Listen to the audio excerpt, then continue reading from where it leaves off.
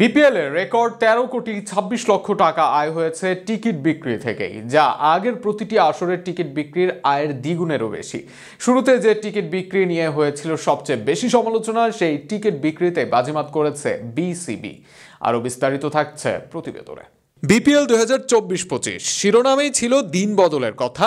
দেশ ও বিশ্ব বদলানোর অঙ্গীকারে শুরু হওয়া বিপিএল এর প্রথম দিনই সবচেয়ে বেশি যে ব্যাপারটি নিয়ে সমালোচনা হয়েছিল সেটি বিপিএল এর টিকিট নিয়ে। টিকিট না পেয়ে বিসিবির গেটও ভেঙেছিল টিকিট প্রত্যাশীরা। তবে বেলা শেষে এবারের বিপিএল এ দর্শকদের ঢল নেমেছে খেলাগুলোতে।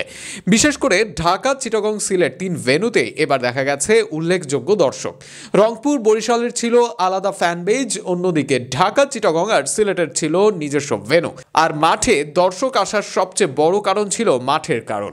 প্রতিবারের তুলনায় বাউন্ডারি ওভার বাউন্ডারি মারার রেকর্ড এবার ছাড়িয়ে গেছে বিপিএল এ।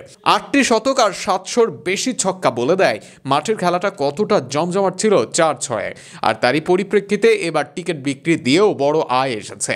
তথ্যমতে 13,26,00,000 টাকা বিপিএল এ আয় হয়েছে শুধু টিকিট বিক্রি করেই। তথ্যমতে 13,26,00,000 টাকা বিপিএল এ আয় হয়েছে শুধু টিকিট বিক্রি করেই। বিপিএল এর সপ্তম থেকে দশম আসর পর্যন্ত টিকিট থেকে আয় তেমন ছিল না। গড়ে প্রতি আসরে মোট আয় ছিল 4 কোটির মতো। সে সময় টিকিট বিক্রির বিষয়টি বিসিবির হাতে না থাকায় আয় কম হতো বলে জানিয়েছেন সংশ্লিষ্টরা।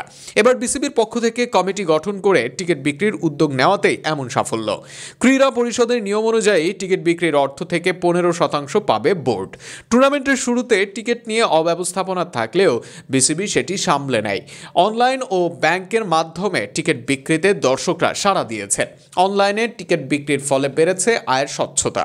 2025 বিপিএল এর প্রায় 60% টিকিট বিক্রি হয়েছে ডিজিটাল মাধ্যমে। বাকি আয়ের উৎসগুলো অনেকটাই আগের মতো ছিল, কেননা বিপিএল এর টাইটেল স্পন্সর ও টিভি স্বত্ব বিক্রি হয়েছিল আগেই। তবে বিপিএল এর আগে 3 ভেন্যুতে কনসার্ট বিপিএল শুরুর আগে বিপিএল সম্পর্কে সবার দৃষ্টিগোচরে সাহায্য করে। আর এটি এবারের বিপিএল এ দর্শক উপস্থিতির অন্যতম কারণ। কোনো সূত্র বলছে যাতে বিপিএল এ তারকা আনতে সমস্যা না হয়, তাই আগামী বিপিএল শুরু হতে পারে এই বছরের নভেম্বরেই। অর্থাৎ 1 মাস এগিয়ে এনে বিপিএল এর সাথে অন্য দুটি লিগের সময় সংঘর্ষ এড়াতে চায় বিসিবি। এমনটা হলে দর্শকদের আগ্রহ আরও বেড়ে যাবে, তা প্রত্যাশা করাই যায়।